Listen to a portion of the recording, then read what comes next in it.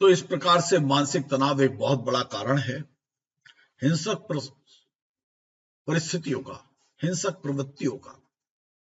प्रतिस्पर्धा के इस युग में हिंसा एक बहुत बड़ी समस्या बन गई है। छोटी मोटी हिंसा तो दूर, आज बड़ी बड़ी हिंसाएं करने में भी मानव मन हिचकिचाता नहीं है। मानव तनाव जब तीव्र होता है तब कई बार इस तनाव से उत्कंठा, इस तनाव से विभिन्न प्रकार की विषमताएं, इस तनाव से पीड़ित और अधीर व्यक्ति हिंसा पर उतारू हो जाता है। वस्तुतः हमारे मस्तिष्क के दो भाग हैं, एक बायां मस्तिष्क और एक दायां मस्तिष्क, जिसे दूसरे शब्दों में मुख्य भाग तथा भावनात्मक भाग भी कहा गया है। हमारे मस्तिष्क का बायां भाग ज्ञान का भंडार है। यह भाषा, तर्क, गणित आदि के लिए होता है। यह वस्तु को ग्रह्य करने के लिए होता है। यह शीघ्रता से प्राप्त जानकारी को अपने अंदर संजो कर रख लेता है, जिस प्रकार एक कंप्यूटर अपनी डिस्क में ज्ञान को संजो लेता है और उसे उचित समय पर प्रकट करता है। मस्तिष्क का दूसरा भाव भावनात्मक पक्ष का है।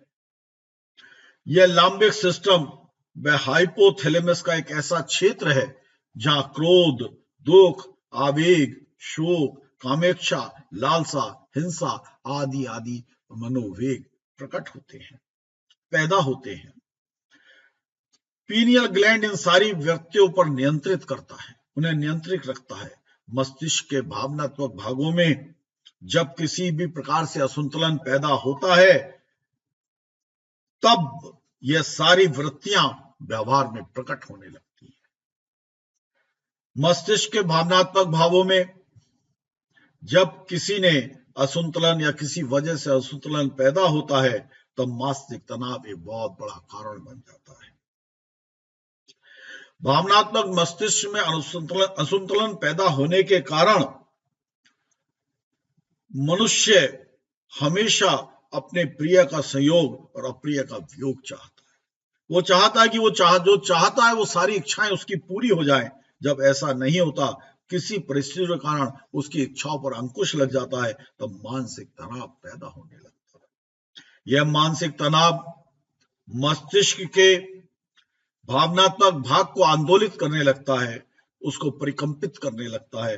परिणाम स्वरूप व्यक्ति में क्रोध, हिंसा आदि के भाव पैदा होते हैं और वो ना चाहते हुए भी हिंसा करने लगता है, क्योंकि मस्तिष्क की तो सारी क्रियाओं का जन्मदाता है, उनको नियंत्रण करने वाला है।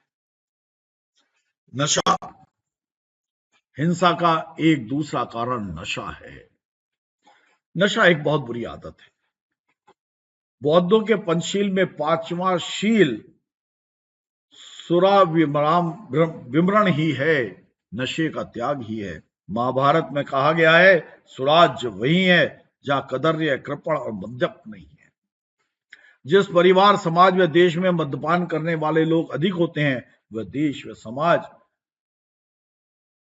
पतन की ओर बढ़ता है, पतनोन्मुखी होता है, क्योंकि नशा करने वाले का चित्त भ्रांत हो जाता है।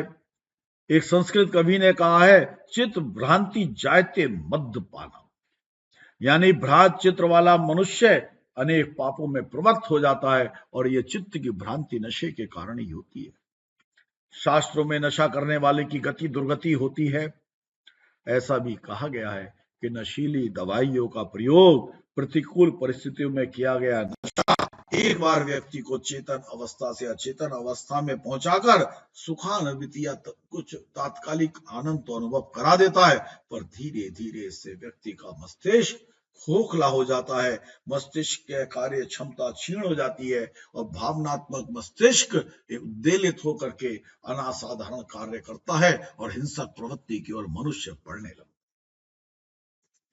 है। अब नशे के कारण क्या है? यद्यपि प्राय सभी इस बात से अवगत हैं कि नशा शारीरिक, मानसिक, आर्थिक, पारिवारिक इन सभी दृष्टियों से हानिकारक है। फिर भी आज नशा करने वालों की संख्या बढ़ती चली जा रही है। स्कूल और कॉलेजों में छोटे छोटे बच्चे, युवक, नवयुवती, लड़कियां बीड़ी, सिगरेट, चरस, गांजा और बहुत बार शराब पीते हुए भी दिखाई दे रहे हैं, देते हैं। हमारे बुजुर्ग वर्ग भी इनसे दूर नहीं है। आखिर नशा करने वालों की इतनी संख्या बढ़ने का कारण क्या है? आचार्य महाप्रज्ञ के अनुसार नशा करने के पीछे अनेक कारण हैं और इसका सबसे बड़ा प्रमुख कारण है मानसिक तनाव। मानसिक तनाव और नशे का एक कार्य संबंध है। मनुष्य एक सामाजिक प्राणी है, वह समाज से अपने को अलग नहीं रख सकता। वो इसी में अपना दुख दर्द बांटकर जीने की तमन्ना रखता है। परंतु कभी कभी जब सामाजिक जीवन में क्रियाकलाप महत्वपूर्ण होते हैं तब व्यक्ति पीछे छूट जाता है। समाज को व्यक्ति की इच्छा और चाह से मतलब नहीं रखता, तब व्यक्ति भी समाज के साथ कोई अपनी चाह और संबंध नहीं रखना चाहता। और जब उसका मानसिक तनाव इस वजह से बढ़ने लगता है, तब तनाव को बांटने वाला उसे कोई नहीं मिलता और वह अपनी समस्याओं को, अपने तनाव को नशे के साथ बांटने की कोशिश करने लगता है और धीरे धीरे नशे का आदी हो जाता है। इस प्रकार नशा करने में मानसिक तनाव का बहुत बड़ा हाथ रहता है। यह कहना असंगत नहीं होगा कि वैज्ञानिक शोधों के द्वारा यह भी सिद्ध किया गया है, जिस देश में जितना अधिक व्यावसायिक और औद्योगिक विकास हुआ है उस देश में उतना ही मानसिक तनाव का स्तर बढ़ा है, और जब मानसिक तनाव का स्तर बढ़ा है उतनी ही तेजी से नशे का उपयोग भी बढ़ा है। नशा करने वालों की संख्याएं बढ़ी हैं और उस मानसिक तनाव के अंदर अवसादग्रस्त होकर डिप्रेशन में जाकर आत्महत्याएं करने वालों की भी संख्या तेजी से बढ़ती चली जा रही है। नशा करने वाले व्यक्ति पागल या नासमझ नहीं होते। यद्यपि कुछ लोग नासमझी और मूर्खता से भी नशा करते हैं, परंतु बहुत सारे लोग समझदार होने के बाद भी नशा करते हैं और इसका कारण मानसिक तनाव ही तो है। सामाजिक जीवन में मान अपमान, तिरस्कार, उपेक्षा, अर्थाभाव, दुख, क्लेश, अवसाद आदि चलते ही रहते हैं।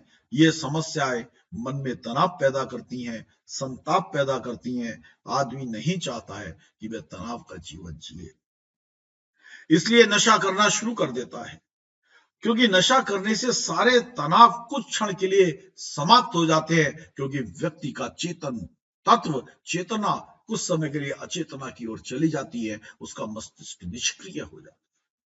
व्यक्ति अपनी कुछ परेशानियों को समय के भूलने के लिए नशा करने लगता है और धीरे धीरे उसका आदी हो जाता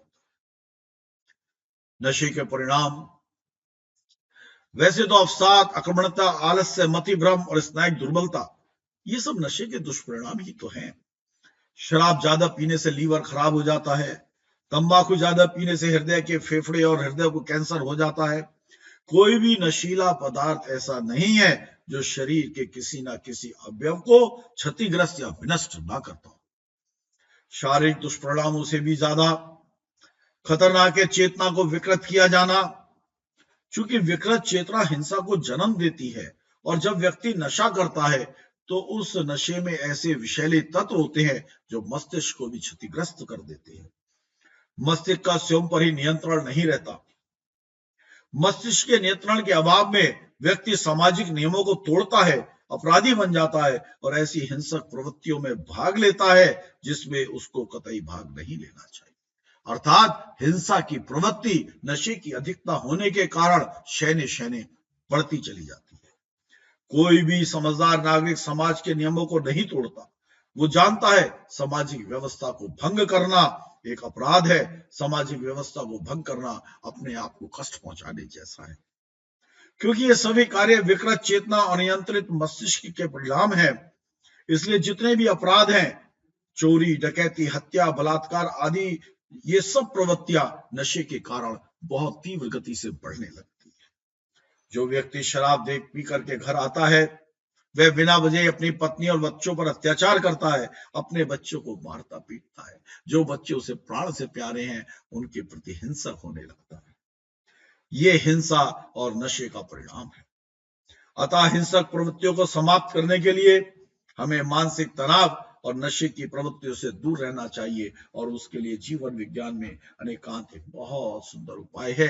जीवन विज्ञान में आसनों का प्रयोग करें, अनेकांत का प्रयोग करें, जीवन विज्ञान के नियमों का प्रयोग करें। आचार्य महाप्रज्ञ और आचार्य तुलसी जी ने जो जीवन विज्ञान के सिद्धांत बताए हैं, उन सिद्धांत के अनुपालन करने से हिंसा की प्रवृत्ति समाप्त होती है, नशे की प्रवृत्ति समाप्त होती है और जीवन को सुख में बनाया जा सकता है, जीवन को करुणा में बनाया जा सकता है, बुरी प्रवृत्तियों से बचा सकता है, जीवन का भी विकास हो सकता है, शरीर का भी विकास हो सकता है, मन का भी विकास हो सकता है। जब ये तीनों प्रकार के विकास होते हैं तो समाज का निर्माण होता है, सशक्त समाज का निर्माण होता है, समस्त देश का निर्माण होता है और देश उत्तरोत्तर उन्नति की ओर करता जाता है, क्योंकि देश से समाज बनता है, समाज व्यक्ति से बनता है और व्यक्ति ही इसकी महत्वपूर्ण इकाई है। यदि व्यक्ति शारीरिक रूप से सक्षम होगा, मानसिक रूप से सक्षम होगा, भावनात्मक रूप से सक्षम होगा तो सारी बुराइयां स्वतः ही समाप्त हो जाएंगी। वो परिवार की रचना करेगा, वो समाज की रचना करेगा, उत्कृष्ट देश की रचना करेगा।